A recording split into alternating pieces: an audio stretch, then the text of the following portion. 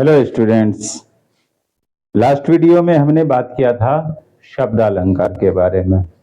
इस वीडियो में हम लोग बात करने वाले हैं अर्थालंकार और उभयालंकार के बारे में। अर्थालंकार, जब साहित्य में अर्थ के आधार पर काव्य में सुंदरता को बढ़ाया जाता है, चमत्कार उत्पन्न किए जाते हैं, तो इस विधा को हम अर्थालंकार के रूप में जानते हैं। अर्थालंकार हैं तो वैसे कई सारे टाइप, लेकिन उनमें से हम जो 5 मुख्य टाइप हैं उनके बारे में, 5 भेद के बारे में हम इसमें बात करने वाले हैं। उनमें सबसे पहले आता है रूपक अलंकार। ये क्या होता है रूपक अलंकार? जब काव्य में उपमेय पर उपमान का अभेद आरोप लगा दिया जाए तब वो कहलाता है रूपक अलंकार। जैसे यहां देखिए, आए महंत वसंत, यहां वसंत को महंत का रूप दिया गया है, यानी उपमेय पर उपमान का आरोप लगाया गया है, इसे हम रूपक अलंकार कहेंगे। दूसरा, बंदों गुरुपद पद परागा, यहाँ गुरु के चरणों को, पैर को कमल के समान बताया गया है, यानी उपमेय पर उपमान का आरोप मढ़ा गया है, तो ये कहलाएगा रूपक अलंकार। दूसरा है उपमा।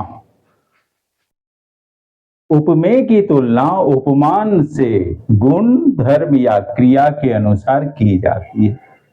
इसमें उपमेय की तुलना उपमान से की जाती है, और तुलना करने के लिए किस तरह से तुलना करते हैं? तो गुण के आधार पर, धर्म के आधार पर या क्रिया के आधार पर उनकी तुलना की जाती है। जैसे प्रातः नभ था बहुत गीला शंख जैसे, यहाँ पर नभ को शंख के जैसा बताया जा रहा है, गीले शंख के जैसा, नभ यानी आकाश को बताया जा रहा है, तो यहाँ पर उपमा दिया जा रहा है, तो ये उपमा अलंकार है।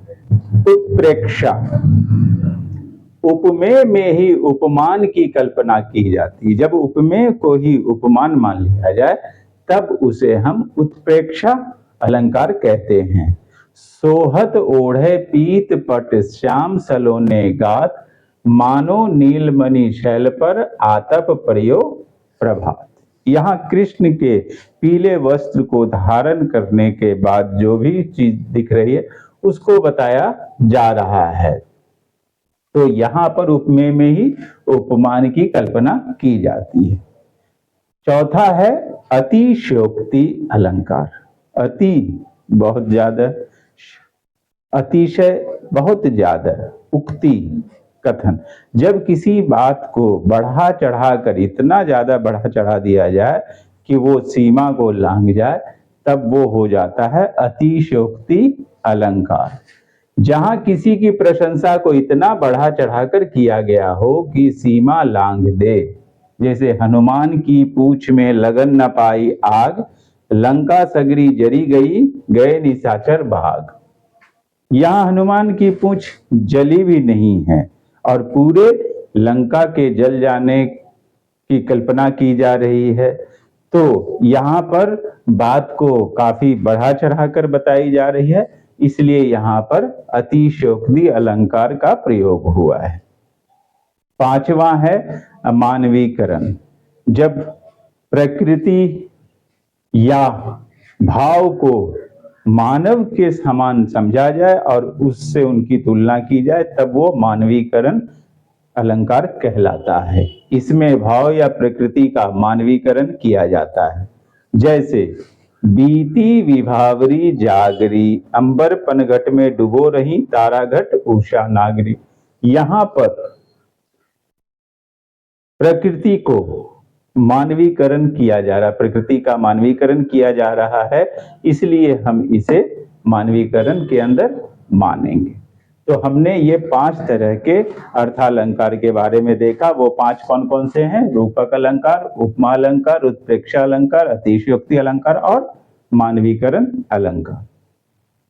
तो ये तो थे अर्थालंकार जो कि अर्थ के आधार पर चमत्कार उत्पन्न करते हैं। किंतु एक प्रकार और होता है अलंकार का वो है उभय अलंकार, जिसमें दोहरी अर्थ दिखाई जाती है, जिसमें डबल बातें आती हैं सामने। इसमें शब्द के आधार पर भी चमत्कार रहता है तथा अर्थ के आधार पर भी चमत्कार उत्पन्न होता है।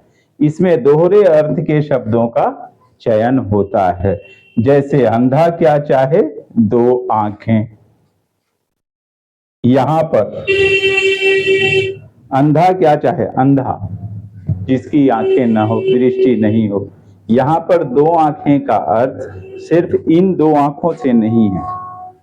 यहां दो आंखें का अर्थ इंसान जो है वो ज्ञान से भी लिया जा रहा है, समझ से भी लिया जा रहा है। इंसान की समझ को भी यहाँ दो आंखें बताई जा रही हैं। तो इन चीजों को हमें समझना जानना रहता है। आई होप आप लोग अलंकार के बारे में काफी कुछ समझ गए होंगे। आप लोग इससे फायदा उठाएंगे और मेरे वीडियो को लाइक शेयर करेंगे।